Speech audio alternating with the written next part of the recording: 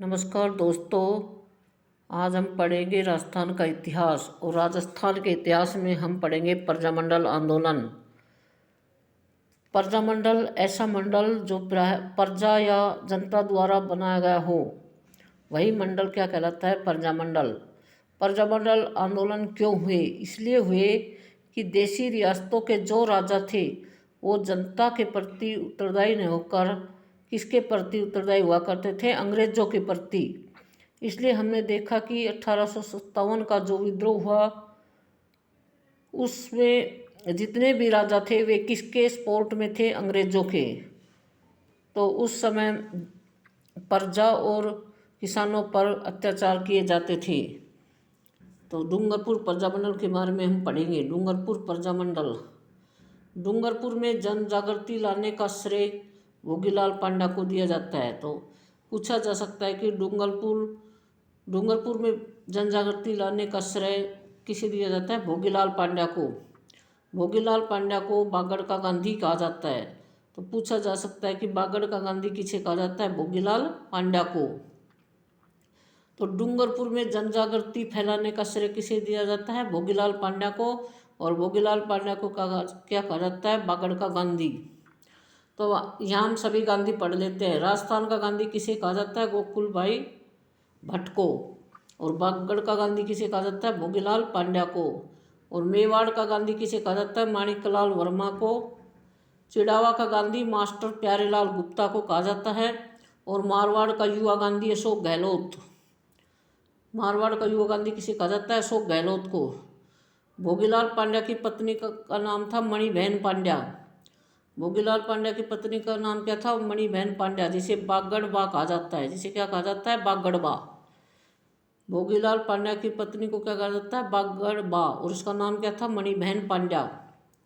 अब भोगीलाल पांड्या ने 1919 में आदिवासी छात्रावास की स्थापना की। तो आदिवासी छात्रावास की स्थापना किसने की? भोगीलाल पांड्या ने। और कब की? 1919 में। 1919 में आदिवासी छात्रावास की स्थापना भोगीलाल पांड्या ने की। और भोगीलाल पांड्या ने 1935 में दो संस्थाओं की स्थापना की, हरिजन सेवा संघ और बागड़ सेवा मंदिर। भोगीलाल पांड्या ने 1935 में हरिजन सेवा संघ और बागड़ सेवा मंदिर नामक दो संस्थाओं की स्थापना की। और 1938 में डूंगरपुर सेवा संघ की स्थापना की। और 1938 में किसकी स्थापना की? डूंगरपुर सेवा संघ की या बागड़ सेवा संघ। इसे क्या कहा जाता है? डूंगरपुर सेवा संघ या बागड़ सेवा संघ की स्थापना कब की? 1938 में। किसने की? भोगीलाल पांड्या ने। तो भोगीलाल पांड्या ने 1938 में डूंगरपुर सेवा संघ और बागड़ सेवा संघ की स्थापना कब की? 1938 में। और डूंगरपुर सेवा संघ या बागड़ सेवा संघ का उद्देश्य क्या था? शिक्षा का प्रचार करना। डूंगरपुर सेवा संघ या बागड़ सेवा संघ का उद्देश्य क्या था? शिक्षा का प्रचार करना। 8 अगस्त 1942 को भारत छोड़ो आंदोलन हुआ। 8 अगस्त 1942 को भारत छोड़ो आंदोलन हुआ। भारत छोड़ो आंदोलन महात्मा गांधी के नेतृत्व में हुआ। तो उसमें डूंगरपुर के कार्यकर्ताओं ने भी भाग लिया। 8 अगस्त 1942 को भारत छोड़ो आंदोलन महात्मा गांधी के नेतृत्व में हुआ और उसमें डूंगरपुर कार्यकर्ताओं ने भी भाग लिया। डूंगरपुर प्रजामंडल की स्थापना 1944 में हुई। और इसके संस्थापक कौन थे? भोगीलाल पांड्या। 1944 में डूंगरपुर प्रजामंडल की स्थापना भोगीलाल पांड्या ने की। और कहाँ की? डूंगरपुर में। और इसके अन्य सदस्य कौन थे? गौरीशंकर उपाध्याय, हरदेव जोशी। गौरीशंकर उपाध्याय और हरदेव जोशी अन्य सदस्य शामिल थे। तो डूंगरपुर प्रजामंडल की स्थापना 1944 में किसने की? भोगीलाल पांड्या ने। और अन्य सदस्य कौन थे? गौरीशंकर उपाध्याय और हरिदेव जोशी। दोस्तों रिपीट करते हैं। डूंगरपुर प्रजामंडल में जन जागृति लाने या फैलाने का श्रेय किसे दिया जाता है? भोगीलाल पांड्या को। डूंगरपुर में जन जागृति लाने या फैलाने का श्रेय किसे दिया जाता है? भोगीलाल पांड्या को। और भोगीलाल पांड्या क्या कहा जाता है? बागड़ का गांधी। बागड़ का गांधी किसे कहा जाता है? भोगीलाल पांड्या को। और राजस्थान का गांधी किसे कहा जाता है? गोकुल भाई भट्ट को। राजस्थान का गांधी गोकुल भाई भट्ट को। और बागड़ का गांधी भोगीलाल पांड्या को। और मेवाड़ का गांधी माणिकलाल वर्मा को। मेवाड़ का गांधी कौन है? माणिकलाल वर्मा। और चिड़ावा का गांधी कौन है? मास्टर प्यारेलाल गुप्ता। चिड़ावा यानी झुंझुनू, चिड़ावा झुंझुनू में है। चिड़ावा का गांधी मास्टर प्यारेलाल गुप्ता। और मारवाड़ का युवा गांधी किसे कहा जाता है? अशोक गहलोत को। भोगीलाल पांड्या की पत्नी का नाम था मणिबहन पांड्या। भोगीलाल पांड्या की पत्नी का नाम क्या था? मणिबहन पांड्या। और मणिबहन पांड्या को क्या कहा जाता है? बागड़बा। बागड़बा किसे कहा जाता है? मणिबहन पांड्या को। और मणिबहन पांड्या कौन थी? भोगीलाल पांड्या की पत्नी। भोगीलाल पांड्या ने आदिवास छात्रावास की स्थापना की और कब की? 1919 में। भोगीलाल पांड्या ने आदिवास छात्रावास की स्थापना कब की? 1919 में। और 1935 में भोगीलाल पांड्या ने 2 संस्थाओं की स्थापना की, एक तो हरिजन सेवा संघ और बागड़ सेवा संघ। हरिजन सेवा संघ और बागड़ सेवा संघ की सेवा मंदिर की स्थापना किसने की? भोगीलाल पांड्या ने। और कब की? 1935 में। हरिजन सेवा संघ और बागड़ सेवा मंदिर की स्थापना भोगीलाल पांड्या ने कब की? 1935 में।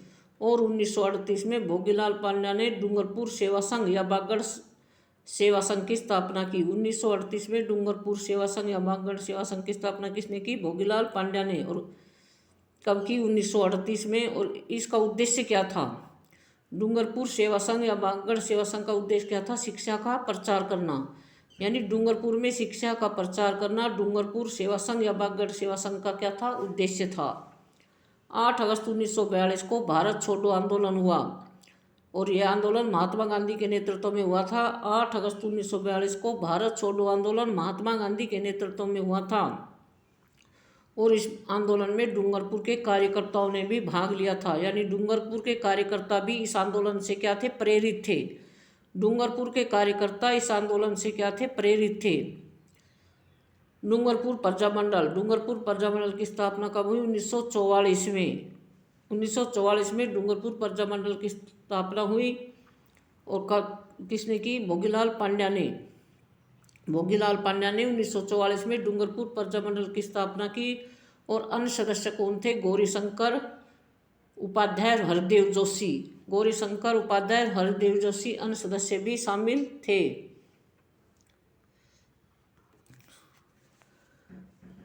आगे कार्य नहीं बढ़ा। आगे कार्य नहीं बढ़ा तो क्या किया? भोगीलाल पांड्या ने इसका क्या रख दिया? अधिवेशन। जब आगे कार्य नहीं बढ़ा तो भोगीलाल पांड्या ने इसका क्या रख दिया? अधिवेशन। और डूंगरपुर प्रजामंडल का प्रथम अधिवेशन कब हुआ? 1946 में। आगे कार्य नहीं बढ़ा इसलिए भोगीलाल पांड्या ने इसका क्या रख दिया? अधिवेशन। डूंगरपुर प्रजामंडल का प्रथम अधिवेशन कब हुआ? 1946 में। किसकी अध्यक्षता में हुआ? भोगीलाल पांड्या की। और इसमें कौन कौन आए? पंडित जुगल किशोर चतुर्वेदी, मोहनलाल सुखाड़िया और हीरालाल शास्त्री ने प्रथम अधिवेशन में भाग लिया। डूंगरपुर का प्रथम अधिवेशन कब हुआ? 1946 में। इसमें इसकी अध्यक्षता किसने की? भोगीलाल पांड्या ने। इसमें कौन कौन किन किन ने भाग लिया? पंडित जुगल किशोर चतुर्वेदी, जिसे क्या कहा जाता है? राजस्थान का नेहरू। पंडित जुगल किशोर चतुर्वेदी को राजस्थान का नेहरू या दूसरा नेहरू भी कहा जाता है।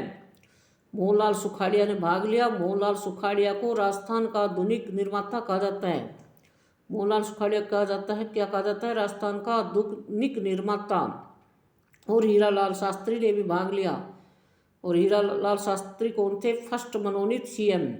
पहले मनोनीत सीएम कौन थे? हीरालाल शास्त्री। पहले निर्वाचित मुख्यमंत्री तो थे टीकाराम पालीवाल और पहले मनोनीत मुख्यमंत्री थे हीरालाल शास्त्री। तो इसकी अध्यक्षता किसने की? भोगीलाल पांड्या ने। इस अधिवेशन में किसने भाग लिया? पंडित जुगल किशोर चतुर्वेदी, जिन्हें राजस्थान का नेहरू या दूसरा नेहरू कहा जाता है। मोहनलाल सुखाड़िया, जिन्हें राजस्थान का आधुनिक निर्माता भी कहा जाता है। और हीरालाल शास्त्री, जिसे राजस्थान का पहला मनोनीत मुख्यमंत्री कौन है? हीरालाल शास्त्री। और निर्वाचित मुख्यमंत्री कौन है? टीकाराम पालीवाल। इसका उद्देश्य क्या था? डूंगरपुर प्रजामंडल के प्रथम अधिवेशन का उद्देश्य क्या था? उत्तरदायी शासन की मांग करना डूंगरपुर प्रजामंडल का उद्देश्य था। उस समय महारावल कौन थे? लक्ष्मण सिंह। उस समय डूंगरपुर के महारावल कौन थे? लक्ष्मण सिंह। और इस डूंगरपुर में 2 कांड हुए, एक तो पुनावड़ा कांड और दूसरा रास्तापाल कांड। कितने कांड हुए? 2 कांड, एक पुनावड़ा कांड और एक रास्तापाल कांड। तो पूछा जा सकता है कि पुनावड़ा कांड और रास्तापाल कांड का संबंध किस प्रजामंडल से है? डूंगरपुर प्रजामंडल।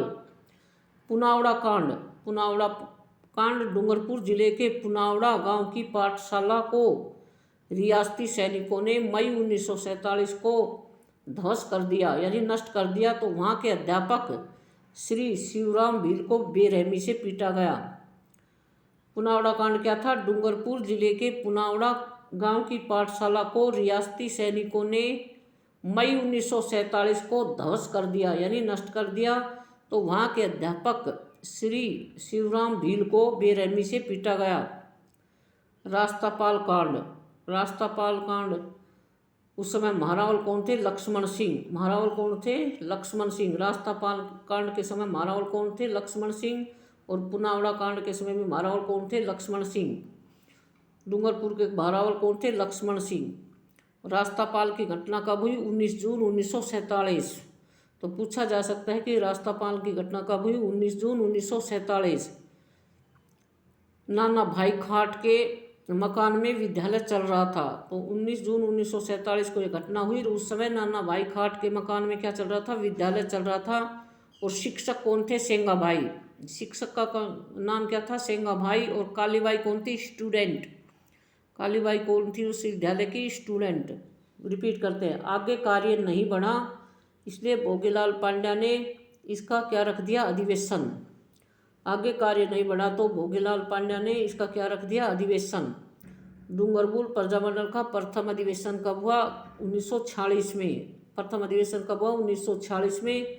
इसकी अध्यक्षता किसने की? भोगीलाल पांड्या ने। इसकी अध्यक्षता किसने की? भोगीलाल पांड्या ने। और इसमें किसने भाग लिया? पंडित जुगल किशोर चतुर्वेदी, मोहनलाल सुखाड़िया और हीरालाल शास्त्री। इसमें 3 नेताओं ने भाग लिया। पंडित जुगल किशोर चतुर्वेदी, मोहनलाल सुखाड़िया और हीरालाल शास्त्री। पंडित जुगल किशोर चतुर्वेदी को राजस्थान का नेहरू या दूसरा नेहरू कहा जाता है। मोहनलाल सुखाड़िया को राजस्थान का आधुनिक निर्माता कहा जाता है। हीरालाल शास्त्री फर्स्ट मनोनीत सीएम थे। हीरालाल शास्त्री कौन थे? पहले मनोनीत सीएम थे। और निर्वाचित सीएम कौन थे? टीकाराम पालीवाल। और मनोनीत और निर्वाचित दोनों सीएम कौन थे? जयनारायण व्यास। मनोनीत और निर्वाचित सीएम कौन थे? जयनारायण व्यास। और इस अधिवेशन का उद्देश्य क्या था? इस अधिवेशन का उद्देश्य था उत्तरदायी शासन की मांग। इसका अधिवेशन का उद्देश्य क्या था? उत्तरदायी शासन की मांग। उस समय महारावल कौन से? लक्ष्मण सिंह। उस समय डूंगरपुर के महारावल कौन से? लक्ष्मण सिंह। डूंगरपुर प्रजामंडल में 2 कांड बहुत प्रसिद्ध है, एक तो पुनावड़ा कांड और एक रास्तापाल कांड। पुनावड़ा कांड और रास्तापाल कांड बहुत प्रसिद्ध हैं। पुनावड़ा कांड डूंगरपुर जिले के पुनावड़ा गांव की पाठशाला को रियासती सैनिकों ने मई 1947 में क्या कर दिया? ध्वस्त कर दिया या नष्ट कर दिया। तो वहाँ के अध्यापक श्री शिवराम भील को बेरहमी से पीटा गया। तो किसको पीटा गया? श्री शिवराम भील को बेरहमी से पीटा गया। रास्तापाल कांड जो कि बहुत प्रसिद्ध है। रास्तापाल कांड के समय महारावल कौन थे? लक्ष्मण सिंह। रास्तापाल कांड के समय महारावल कौन थे? लक्ष्मण सिंह। रास्तापाल की घटना कब हुई? 19 जून 1947। रास्तापाल की घटना कब हुई? 19 जून 1947। नाना भाई खाट के मकान में क्या चल रहा था? विद्यालय चल रहा था। नाना भाई खाट जो डूंगरपुर के रहने वाले थे, उनके मकान में क्या चल रहा था? विद्यालय चल रहा था। और शिक्षक कौन थे? सेंगा भाई। शिक्षक कौन थे? सेंगा भाई। और उस विद्यालय में एक स्टूडेंट थी कालीबाई। विद्यालय में क्या थी? एक स्टूडेंट थी कालीबाई।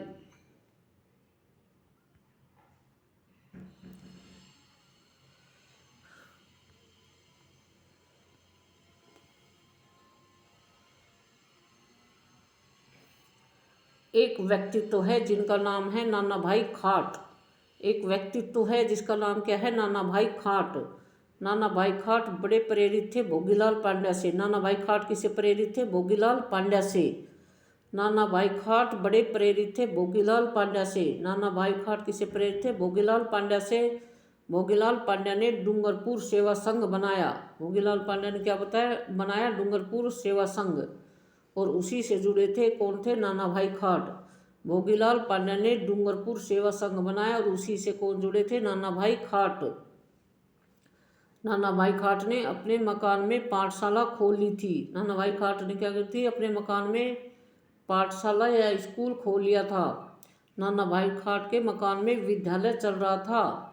इसी नाना भाई खाट के घर जो विद्यालय चल रहा था उसी में के अंदर एक शिक्षक हुआ करते थे जिसका नाम था सेंगा भाई। तो उससे शिक्षक का क्या नाम था? सेंगा भाई।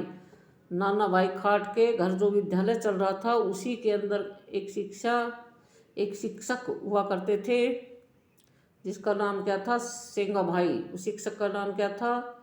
सेंगा भाई। जब यहाँ के महारावल लक्ष्मण सिंह और अंग्रेजों को यह पता चला कि नाना भाई खाट के मकान में शिक्षा दी जा रही है तो अंग्रेजों और महारावल लक्ष्मण सिंह के सैनिकों ने नाना भाई खाट और सेंगा भाई से मुलाकात की। तो महारावल लक्ष्मण सिंह के सैनिकों ने नाना भाई खाट और सेंगा भाई से क्या की? मुलाकात की और विद्यालय बंद करने को कहा। इन्होंने विद्यालय बंद करने से क्या कर दिया? मना कर दिया। इन्होंने विद्यालय बंद करने से मना कर दिया। तो अंग्रेजों ने नाना भाई खाट के पैर में गोली मार दी जिससे नाना भाई खाट की क्या हो गई? डेथ यानी मृत्यु हो गई। अंग्रेजों ने पाठशाला के अध्यापक श्री सेंगा भाई को ट्रक से बांधकर घसीटने लगे।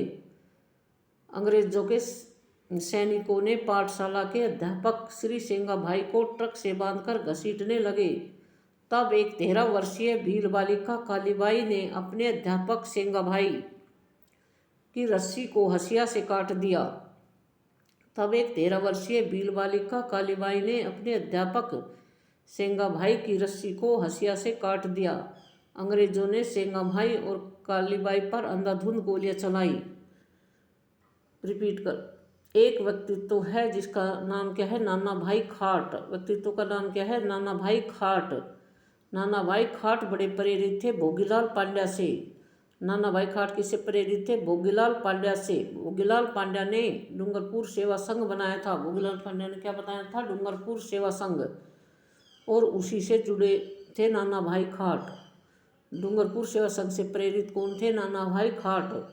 नाना भाई खाट ने अपने मकान में पाठशाला खोल ली थी और नाना भाई खाट के मकान में विद्यालय चल रहा था। इसी नाना भाई खाट के घर जो विद्यालय चल रहा था उसी के अंदर एक शिक्षक हुआ करते थे जिसका नाम क्या था? सेंगा भाई। उस शिक्षक का नाम क्या था? सेंगा भाई। जब यहाँ के महारावल लक्ष्मण सिंह और अंग्रेजों को यह पता चला कि नाना भाई खाट के मकान में शिक्षा दी जा रही है तो अंग्रेजों और महारावल लक्ष्मण सिंह के सैनिकों ने नाना भाई खाट और सेंगा भाई से मुलाकात की और विद्यालय बंद करने को कहा। इन्होंने विद्यालय बंद करने से मना कर दिया तो अंग्रेजों ने नाना भाई खाट के पैर में क्या मार दी? गोली मार दी जिससे नाना भाई खाट की मृत्यु यानी डेथ हो गई। अंग्रेजों ने पाठशाला के अध्यापक श्री सेंगा भाई को ट्रक से बांधकर घसीटा। अंग्रेजों ने पाठशाला के अध्यापक श्री सेंगा भाई को ट्रक से बांधकर घसीटने लगे। तब एक 13 वर्षीय भील बालिका कालीबाई ने अपने अध्यापक सेंगा भाई की रस्सी को हसिया से काट दिया। सेंगा भाई की रस्सी को किससे काट दिया? हसिया से काट दिया। अंग्रेजों ने सेंगा भाई और कालीबाई पर अंधाधुंध गोलियां चलाई।